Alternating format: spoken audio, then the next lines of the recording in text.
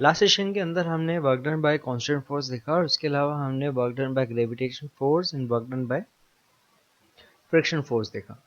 तो आज के सेशन में हम स्टार्टिंग में उनसे रिलेटेड कुछ रिलेशन देखते हैं और उसके बाद हम देखेंगे work done by variable force.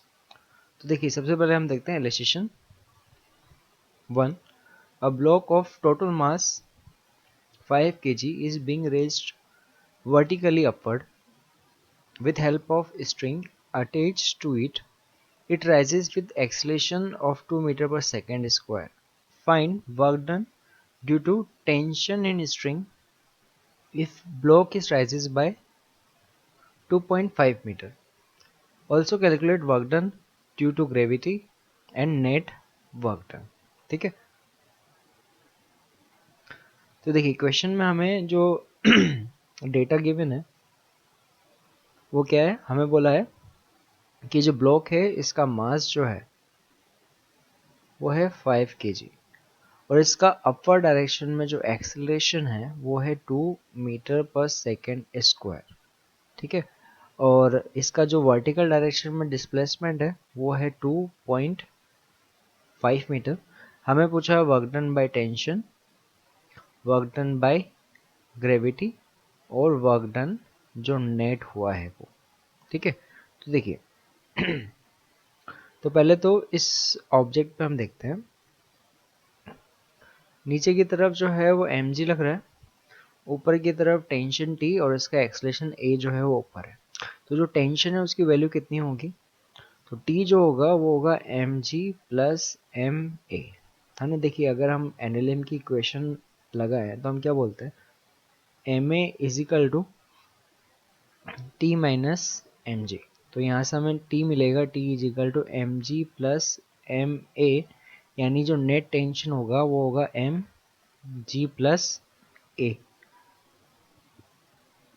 तो जो टेंशन है उसकी वैल्यू कितनी होगी, देखिए मास जो है वो 5 kg, जी की वैल्यू 10 और एक्सलेशन जो है वो 2 मीटर पर सेकेंड स्क्वायर।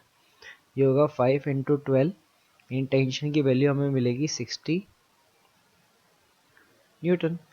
यानी work done by tension force जो होगा, देखिए जिस डायरेक्शन में फोर्स लग रहा है टेंशन फोर्स है, डिस्प्लेसमेंट उसी डायरेक्शन में है 2.5 मीटर का, यानी वर्क डन बाय टेंशन जो है वो पॉजिटिव होगा, वो होगा 60 इंटू 2.5 यानी 150 जूल। ये है वर्क डन बाय टेंशन। ठीक है, अब हम देखते हैं वर्क डन बाय ग्रेविटी। देखिए वर्क डन बाय ग्रेविटी जो है ना वो होगा फोर्स इंटू डिस्प्लेसमेंट। तो देखिए यहाँ पर mg जो है वो नीचे की तरफ है और जो डिस्प्लेसमेंट है वो ऊपर की तरफ है, यानी दोनों के बीच में एंगल 180 का है, तो यहाँ पे वर्क डन जो है वो नेगेटिव होगा, minus M G into H. M की वैल्यू 5, जी की वैल्यू 10 रख देते हैं, एच जो है वो 2.5 मीटर दिया हुआ है, यानी वर्क डन बाय ग्रेविटी जो है वो हमें मिलेगा माइनस 125 जूल। ओके, अच्छा अब हमें बोला है नेट वर्क डन, तो नेट वर्क डन होगा work done by tension plus work done by gravity, क्योंकि यहाँ पे दो ही फोर्स अप्लाई हो रहे हैं। तो नेट वर्क डन यहाँ पे होगा 150 प्लस माइनस ऑफ 125, यानी जो नेट वर्क डन होगा वो होगा 25 जूल और ये पॉजिटिव आ रहा है। ओके, देखिए इससे पहले हमने देखा था कि नेट वर्क डन निकालने का एक और तरीका था, वो था नेट फोर्स इनटू डिस्प्लेसमेंट। तो अगर इस केस में देखिए तो नेट फोर्स जो है वो कितना होगा, देखिए नेट फोर्स इस केस में हम देखेंगे ना तो होगा मास इनटू एक्सलेशन के बराबर, यानी एफ नेट इस केस में है वो है मास इनटू एक्सलेशन। मास जो है वो 5 है और एक्सलेशन जो है वो 2 है ना। यानी नेट फोर्स जो है वो मिल रहा है हमें 10 न्यूटन। तो नेट वर्क डन होगा वो होगा फोर्स इनटू डिस्प्लेसमेंट यानी 10 इंटू 2.5 यानी 25 जूल। तो देखिए नेट वर्क डन के लिए हमारे पास ये तरीका भी एप्लीकेबल है। अब देखिए नेक्स्ट क्वेश्चन, देखिए यहाँ पे हमें बोला है a block of mass 5 kg slides down a plane inclined at 37 degree with horizontal. The length of plane is 3 meter. The coefficient of sliding friction between the block and plane is 0.2. Find work done by gravity, frictional force and the normal force between block and plane. ठीक है, तो देखिए एक बार समझिए कि जो work power energy है इसकी क्वेश्चन जो है वो एनएलएम से रिलेटेड है। यानी जिस तरीके से हम वहाँ पर एनएलएम के अंदर फ्री बॉडी डायग्राम बनाते हैं वैसे यहाँ पर भी हमें वर्क डन फाइंड करने से पहले उसका फ्री बॉडी डायग्राम बनाना होगा। तो ये जो क्वेश्चन है इसमें ये मास m, ये जो इसका डिस्प्लेसमेंट है वो है यहाँ पर 3 मीटर, इंक्लाइनेशन एंगल 37। तो देखिए इस ब्लॉक पर जब हम देखेंगे इसका फ्री बॉडी डायग्राम, तो देखिए इस पे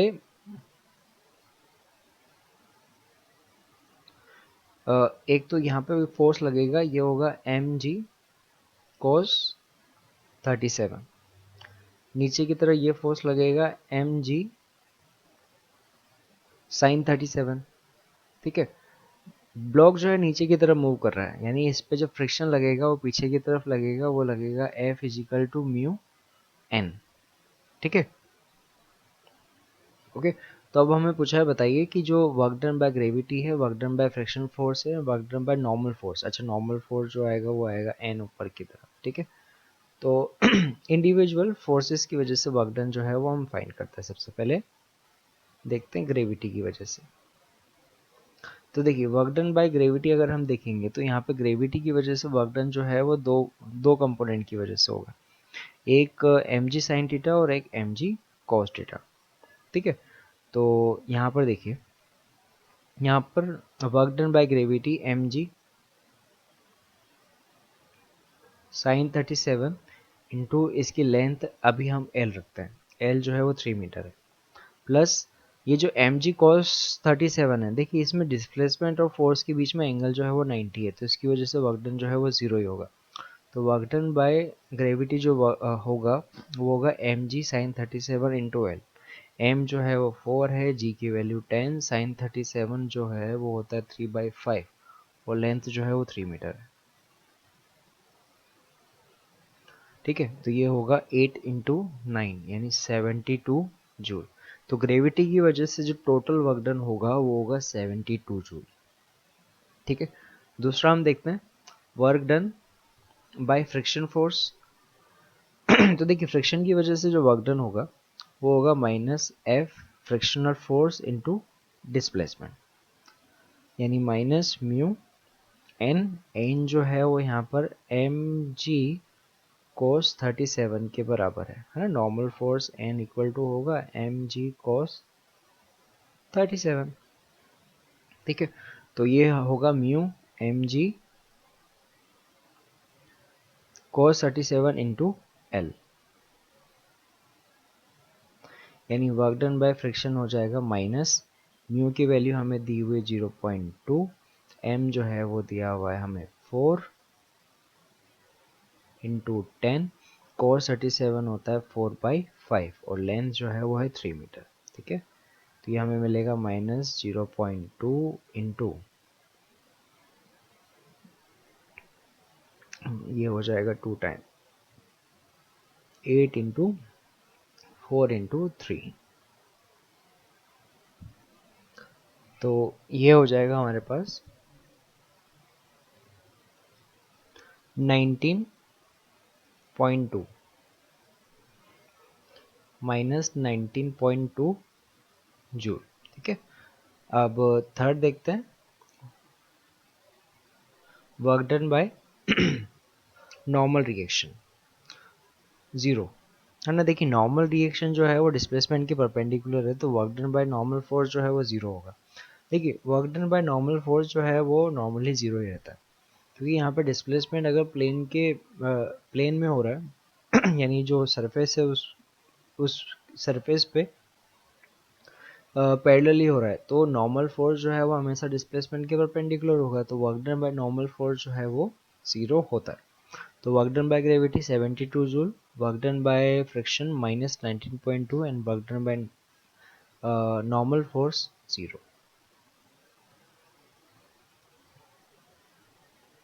तो अब देखते हैं नेक्स्ट रिलेशन।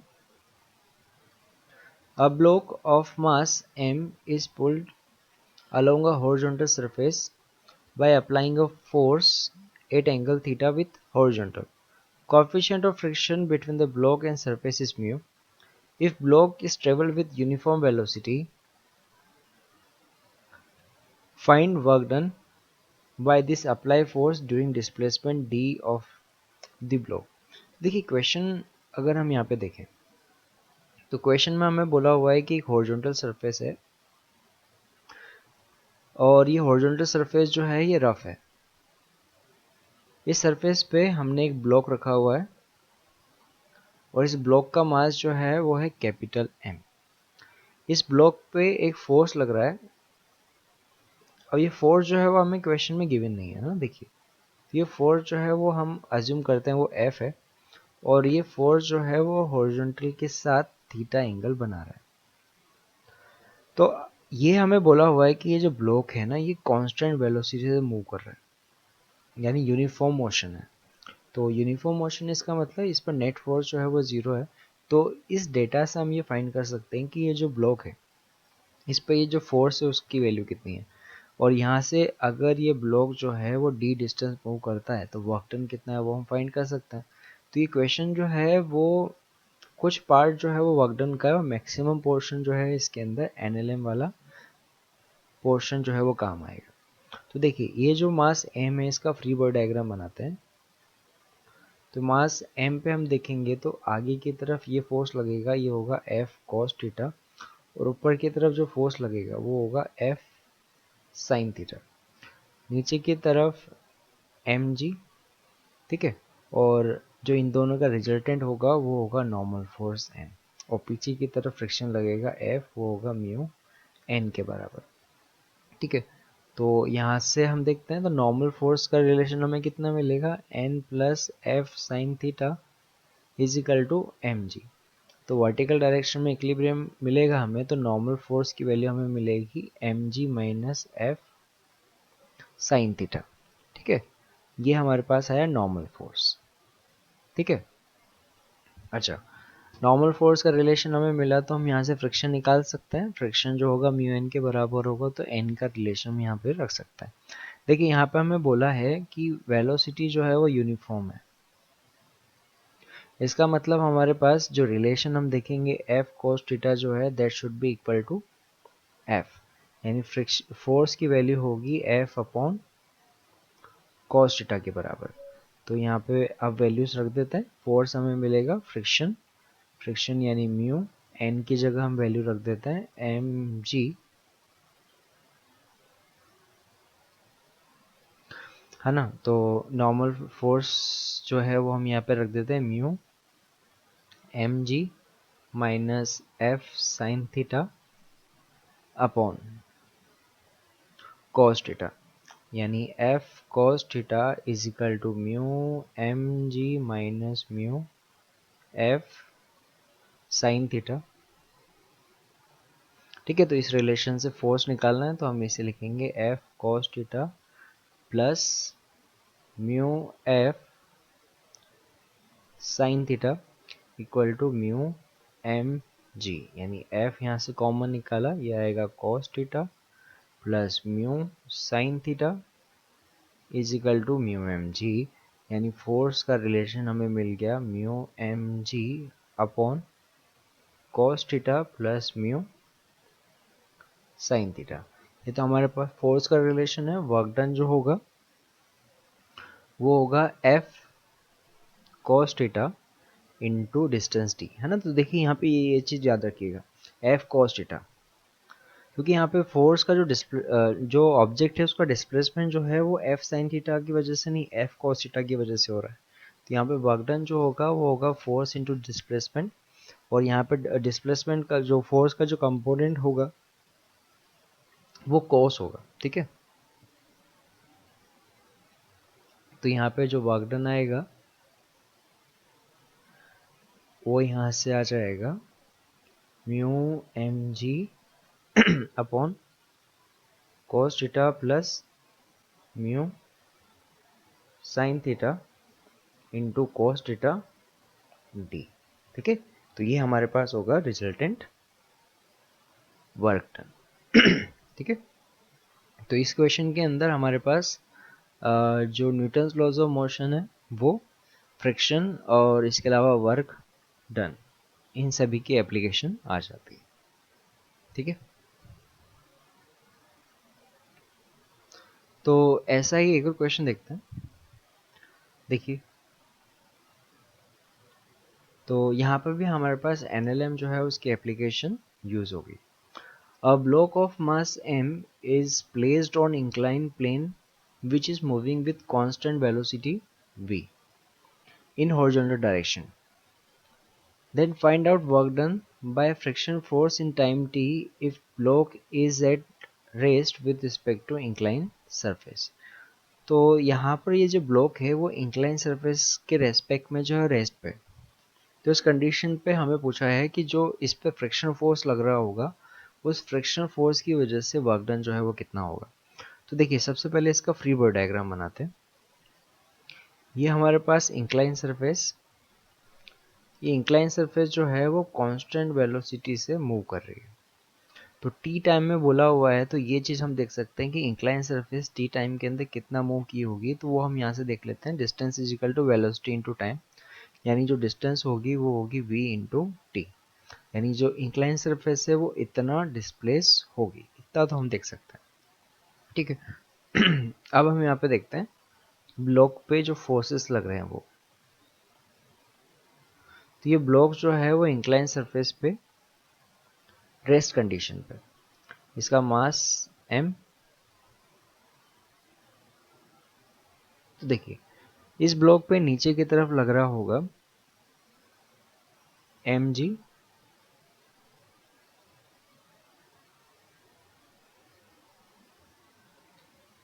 साइन थीटा, और यहाँ पर परपेंडिकुलर ये लगा होगा mg cos थीटा, ऊपर की तरफ नॉर्मल फोर्स। तो देखिए, अगर ये ब्लॉक जो है वो नीचे की तरफ अगर स्लाइड नहीं हो रहा है, तो इसका मतलब यहाँ पे फोर्स जो है वो फ्रिक्शन फोर्स वो यहाँ पर ऊपर की तरफ लग रहा होगा। ये है हमारे पास फ्रिक्शन फोर्स और एंगल थीटा। तो इक्विलिब्रियम कंडीशन के अंदर यहाँ पर फ्रिक्शन फोर्स जो है वो यहाँ पर एम जी साइन थीटा के बराबर होगा। देखिए, ये तो हमने अभी डायग्राम देखा। तो अब हम यहाँ से फोर्स बैलेंस करें तो नॉर्मल फोर्स जो है वो एम जी कोस थीटा के बराबर होगा। यहाँ पर हमारे पास फ्रिक्शन जो होगा वो एम जी साइन थीटा के बराबर होगा, क्योंकि यहाँ पर ये जो ब्लॉक है वो रेस्ट पे रखा हुआ है, यानी कि यहाँ पर जो एम जी साइन थीटा है उसको फोर्स फ्रिक्शन फोर्स जो है वो बैलेंस कर रहा है, तो ये होगा एम जी साइन थीटा। ठीक है, तो अब ये ब्लॉक जो है उस ब्लॉक को अगर हम देखें तो ब्लॉक हॉरिजॉन्टल डायरेक्शन में कितना मूव हुआ है, तो वो अभी हमने निकाला।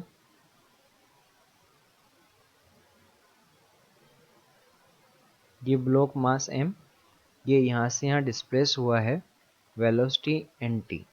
पर एक बात समझिए कि यहाँ पर जो फोर्स लग रहा है फ्रिक्शन फोर्स जो है उसका कौन सा कंपोनेंट यहाँ पे काम आ रहा है। तो फ्रिक्शन का ये जो हॉरिजॉन्टल कंपोनेंट है ये यहाँ पर अप्लाई हो रहा होगा, ये होगा एफ कोस थीटा, और डिस्प्लेसमेंट जो है वो आगे की तरफ है v इंटू टी। तो जो वर्क डन बाय फ्रिक्शन होगा, देखिए यहाँ पर अपोजिट डायरेक्शन में है ना, डिस्प्लेसमेंट आगे की तरफ है, जो फ्रिक्शन फोर्स का कंपोनेंट है वो पीछे की तरफ है।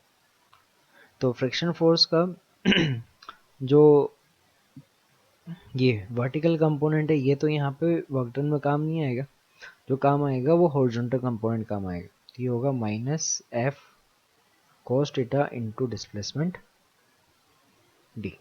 ठीक है, तो यहाँ पे work done by friction force जो होगा वो होगा minus M g sine theta into cos theta into d, और डी की जगह हम लिखेंगे वेलोसिटी इंटू टाइम। तो जो वर्क डन बाय फ्रिक्शन होगा वो होगा minus M g sine theta cos theta velocity into time. तो ये है वर्क डन बाय फ्रिक्शन।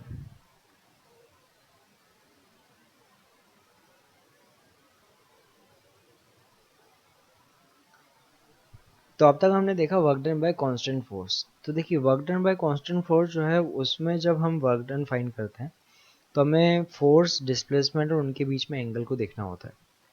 अब हम देखते हैं वेरिएबल फोर्स की वजह से वर्क डन, यानी ऐसे फोर्स जिनकी वजह से वर्क डन जो है वो चेंज होता रहता है। तो उस कंडीशन पे हम वर्क डन कैसे फाइंड करें? जैसे कि हम इस डायग्राम में देखते हैं कि यहाँ पर हमने वाई एक्सिस पे फोर्स का फंक्शन लिया हुआ है और एक्स एक्सिस पे हम डिस्प्लेसमेंट ले रहे हैं। तो अगर हम जो कंप्लीट डिस्प्लेसमेंट है उसको छोटे छोटे सेक्शन में हम डिवाइड करें तो देखिए फोर्स जो है वो डिस्प्लेसमेंट के साथ चेंज हो रहा है। तो ये डिस्प्लेसमेंट को हम छोटे छोटे सेक्शन में डिवाइड करें तो यहाँ पर पहले वाला सेक्शन हम अज्यूम करते हैं, तो इसमें हमारे पास वर्क डन जो होगा वो हमने कहा W1, दूसरे में W2, इसमें W3, इसमें W4, ऐसे अलग अलग सेक्शन के अंदर जो वर्क डन आएगा। तो अगर नेट वर्क डन हम फाइंड करें तो हम नेट वर्क डन बोल सकते हैं कि वो अलग अलग सेक्शन के अंदर, भाई देखिए फोर्स चेंज हो रहा है तो हम कंप्लीट फोर्स इनटू डिस्प्लेसमेंट तो कर नहीं सकते, तो हम क्या कर रहे हैं टोटल डिस्टेंस को छोटे छोटे सेक्शन में डिवाइड कर रहे हैं और उन छोटे छोटे सेक्शंस के अंदर जो वर्क डन आ रहा है उनको हम ऐड कर रहे हैं, W1, W2, W3 up to n। यानी सिंपल केस में हम यहाँ से बोल सकते हैं कि जो नेट वर्क डन होगा वो होगा समीशन ऑफ W आई की वैल्यू जो है 1 से n होगी, और यहाँ पे WI क्या होगा उसे हम ये भी लिख सकते हैं Fi इंटू डेल्टा एक्स। ये हमारे पास है नेट वर्क डन।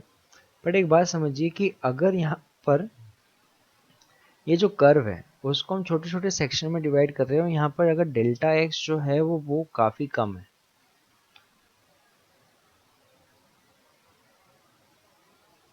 ये जो हम एलिमेंट ले रहे हैं यहाँ पर ये जो है ये अगर dx हुआ, यानी हम क्या बोल रहे हैं अगर डेल्टा एक्स टेंस टू 0 है तो उस कंडीशन में वर्क डन कितना होगा। तो हम देखेंगे वहाँ पर नेट वर्क डन जो होगा वो होगा limit delta x tends to 0 F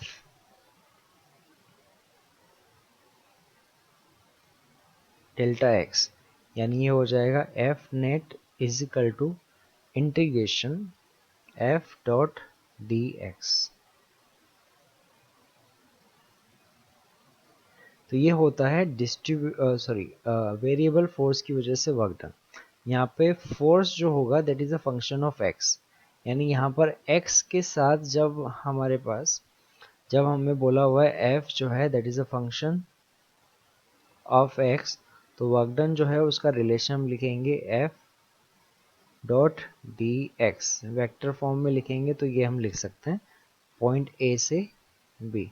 तो अगर पॉइंट ए और बी के बीच में अगर हमें डिस्प्लेसमेंट देखना है वेरिएबल फोर्स के केस में तो हम इस रिलेशन को यूज़ करके वर्क डन फाइंड कर सकते हैं। अच्छा, इसमें एक ये वाला पॉइंट हमने देखा, दूसरा इंपॉर्टेंट पॉइंट क्या है यहाँ पे देखिए, बेसिक मैथमेटिक्स में हमने देखा था जो एरिया होता है वो एरिया जो है इंटीग्रेशन जो होता है वो उस ग्राफ का एरिया बताता है। तो अगर मैं यहाँ पर x is equal to a से लेकर x is equal to b तक इस सेक्शन का अगर इंटीग्रेशन करता हूँ तो ये एरिया होगा, और यहाँ पर एरिया जो है वो वर्क डन के बराबर आ रहा है। ठीक है, तो हम यहाँ पे क्या देख रहे हैं, जो हम यहाँ पे रिलेशन निकाल रहे हैं work done integration x a से लेकर x b f x d x वो इक्वल टू एरिया आ रहा है। यानी हमें ये भी पता चलता है कि अगर हम ग्राफ का एरिया फाइंड करें तो एरिया जो है उस वर्क डन के बराबर होगा, है ना। तो graph area of graph between F and x, यहाँ पे एफ जो है वो फोर्स है और एक्स जो है डिस्प्लेसमेंट है, गिव्स वर्क डन। ठीक है, तो ये पॉइंट भी हमें याद रखना है। ठीक है, एक तो है कि वेरिएबल फोर्स की वजह से वर्क डन जो होगा वो इंटीग्रेशन एफ डी एक्स से आएगा, और दूसरा पॉइंट जो है वो जो एरिया हम निकालेंगे ग्राफ का, वो एरिया जो है वो हमें वर्क डन देगा।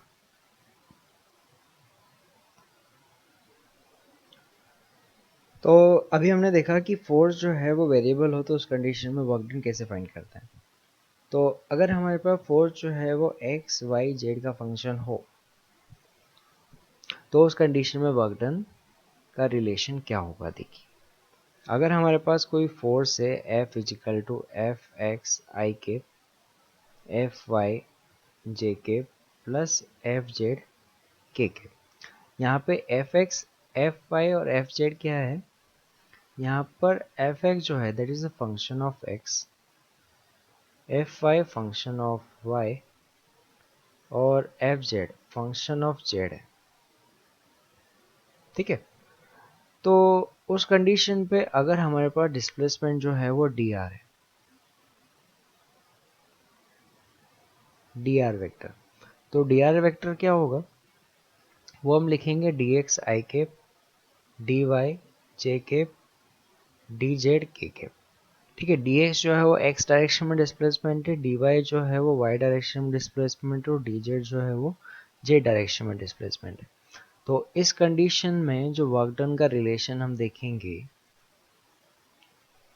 वो क्या होगा, तो work done is equal to integration f vector dot d r vector होगा।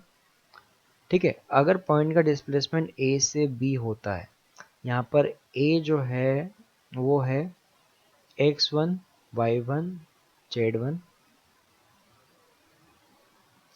और बी पॉइंट है x2 y2 z2। ठीक है, तो उस कंडीशन में देखिए वर्क डन का रिलेशन क्या होगा, ये हो जाएगा इंटीग्रेशन एफ एक्स आई के प्लस एफ वाई जेड के प्लस एफ जेड के डॉट डी एक्स आई के डी वाई जे के प्लस डी जेड के। ठीक है, ये होगा x1 y1 z1 से लेकर x2 y2 z2 तक। ठीक है, तो इन दोनों का डॉट प्रोडक्ट निकालेंगे तो ये हमारे पास आएगा F x d x x1 से x2 plus integration f y d y y1 से y2 plus f z d z z1 से z2। देखिए, अगर इसको हम इंडिविजुअली देखें तो integration of f d x जो है that is work done in x direction, ये है work done in y direction और ये है work done in z direction. तो जो नेट वर्क डन होगा वो इंडिविजुअली एक्स वाई जेड की डायरेक्शन में जो वर्क डन होगा है ना, उसके सम के बराबर होगा। है ना, यहाँ पे हमारे पास इंटीग्रेशन ऑफ एफ एक्स जो है ये है वर्क डन इन एक्स, ये है वर्क डन इन वाई और ये है वर्क डन इन जेड। ठीक है, तो आगे जो है वो हम इस वेरिएबल फोर्स की वजह से जो वर्क डन है उससे रिलेटेड क्वेश्चंस देखेंगे।